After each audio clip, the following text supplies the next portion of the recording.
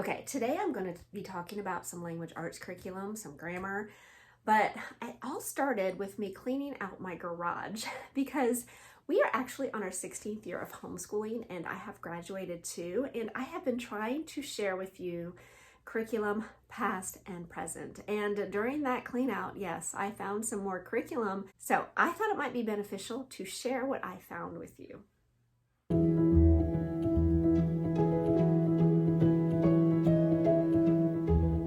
Welcome again. My name is Rachel.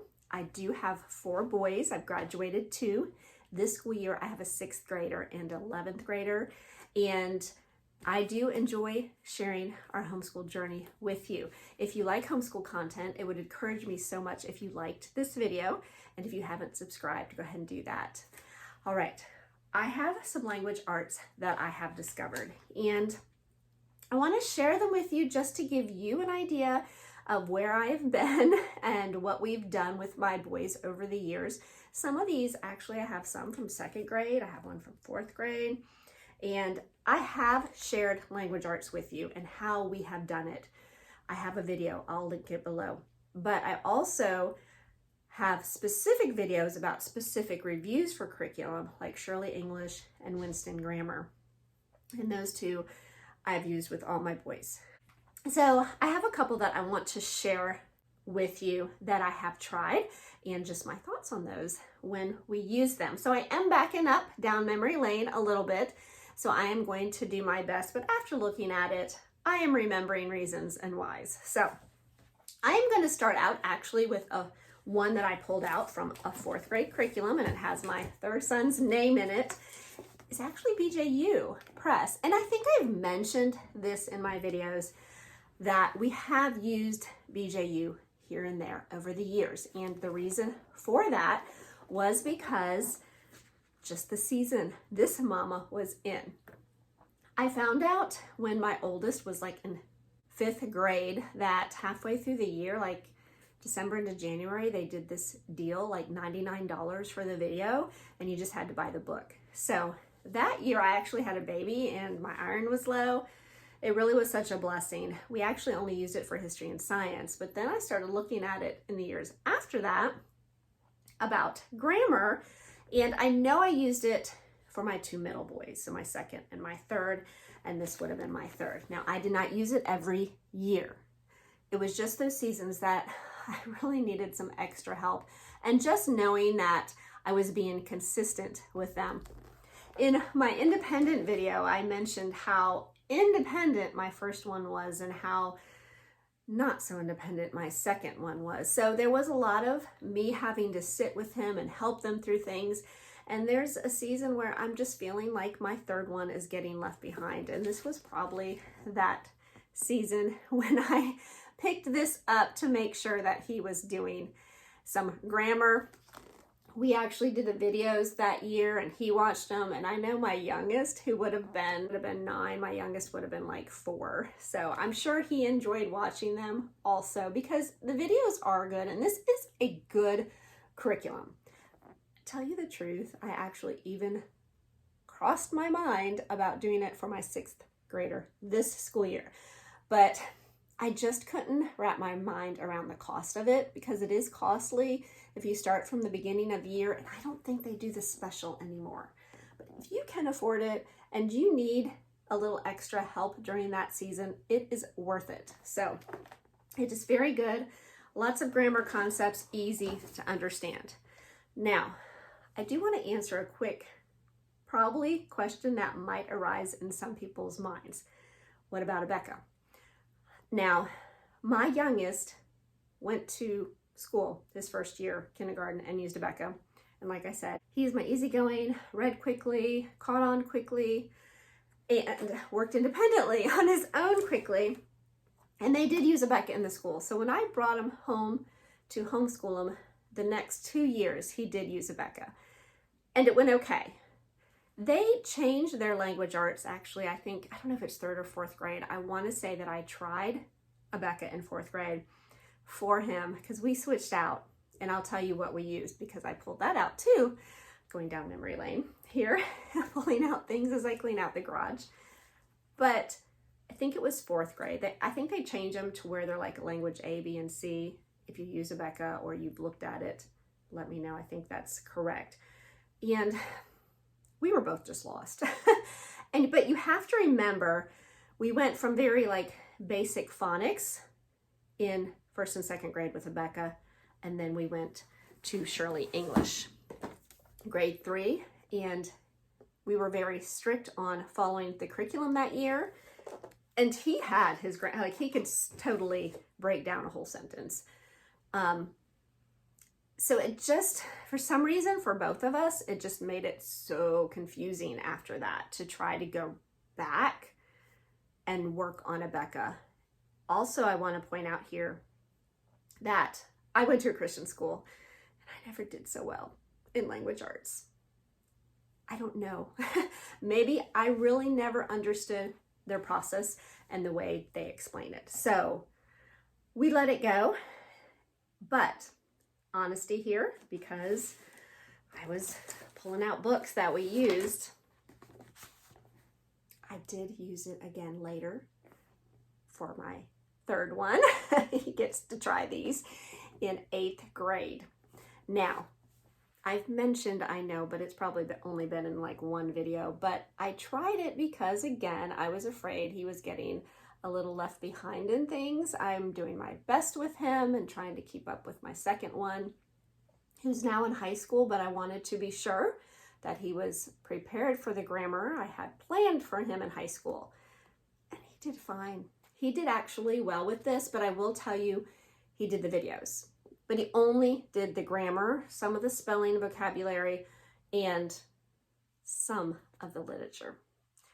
We ended up going back to IEW for writing. So just want to mention that because sometimes people like put BJU and Abeka together, but I really feel like in their language arts, they're quite different.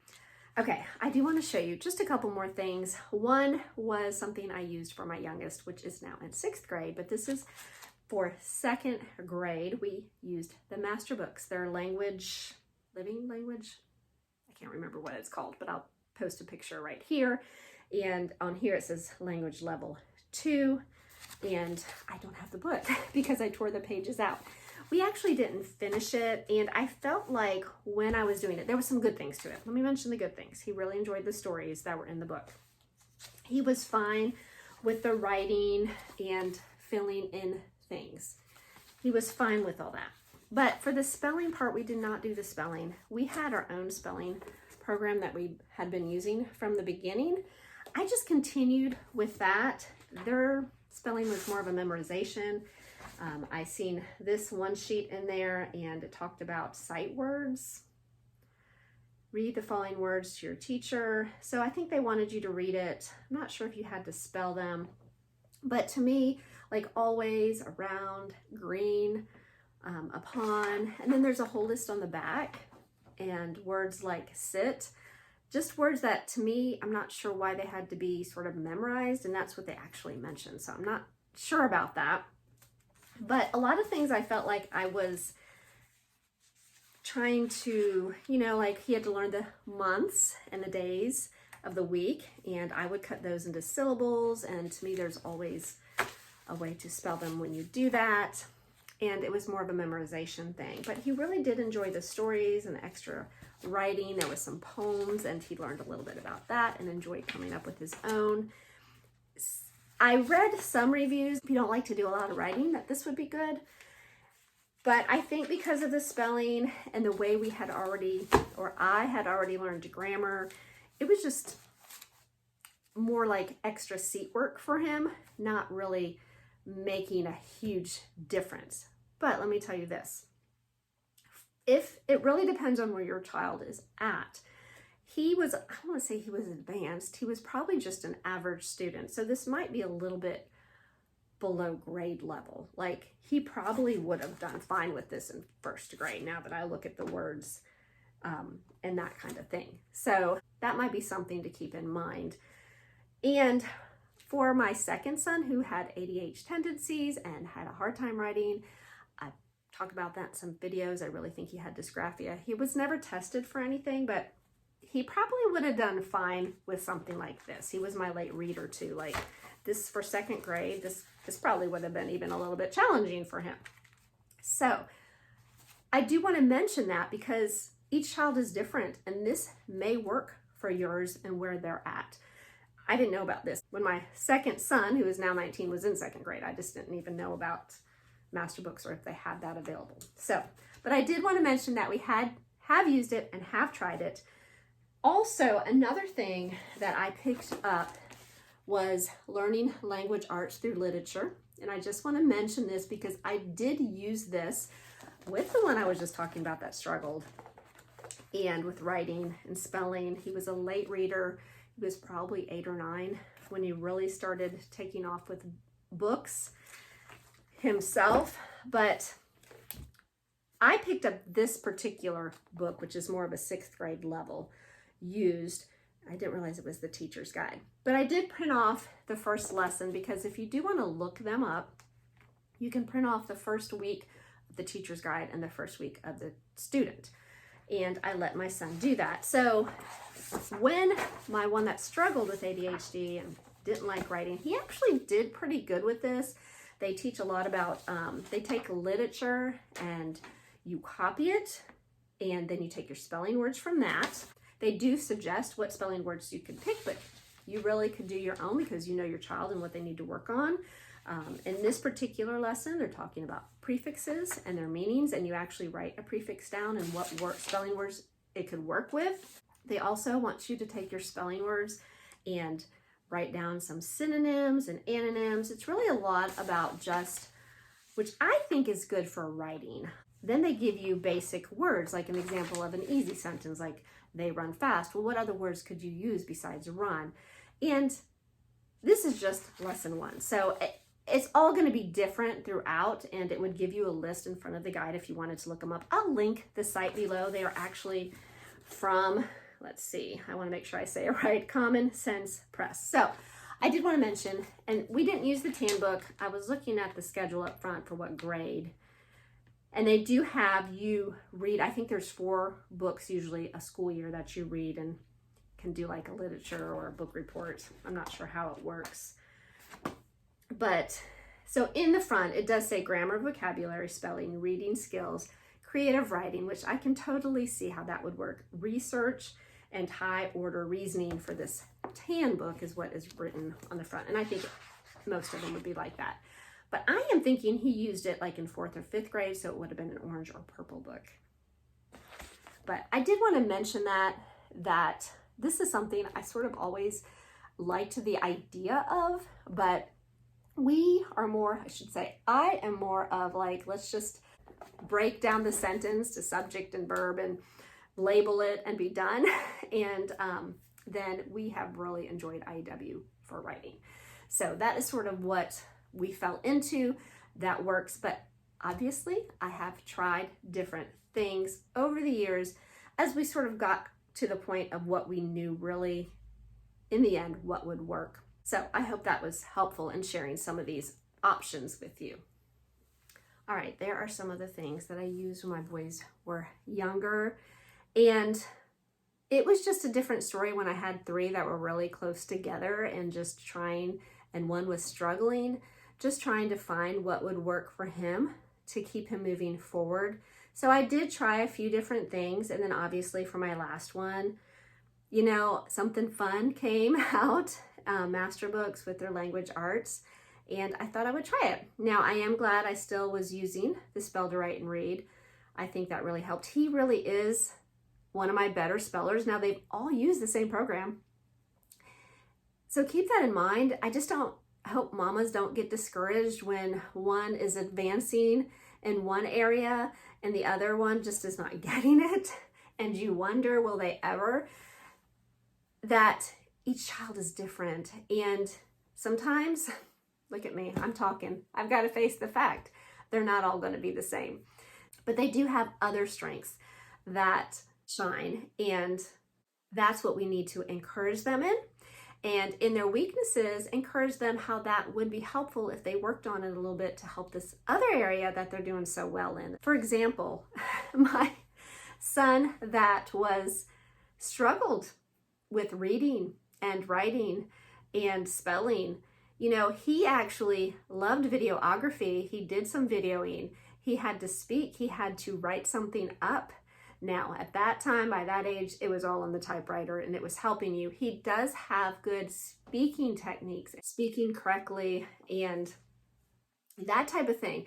But getting it on paper, and once I sort of seen that and realized that, it was easier to okay, we're not going to be perfect in everything. He struggles, but obviously he's capable. So give your child a chance if they're struggling in a specific area. Maybe play around with the curriculum that will encourage them. Sometimes you might have to go a grade lower to help them build their self-esteem to keep moving forward. And if they're a grade behind, that's fine, because I will tell you from experience, they may seem behind and then they come into that middle school age and boom, everything starts clicking, and then they're in high school and then they're at the same level everybody else is at. Somehow it all comes together. So I hope that encourages you. After homeschooling, I got my third one. He's almost halfway through his 11th grade year. I cannot believe this. But yes, I have used different curriculum. And as you could see if you watched my last video, that yes, I'm switching out my 6th graders grammar this school year, but I am switching it to something that I am more familiar with, and we are letting go what we thought we would try this school year, and that's okay. So, all right, let me know below if any of this is relatable to you. I hope it is somewhat encouraging. Like I said, I have 3 older ones, and I am very thankful for where they are at. They each have their own gifts. Some do better in some areas than others, and vice versa. I am thankful for the opportunity that God's given me to be a part of this and be a part of their schooling. And I hope showing you some of this other curriculum was helpful, and I will link those other language arts that I have used and probably are my favorite. I will link those videos below. So, all right, I hope you all have a wonderful week, and we will talk to you again soon.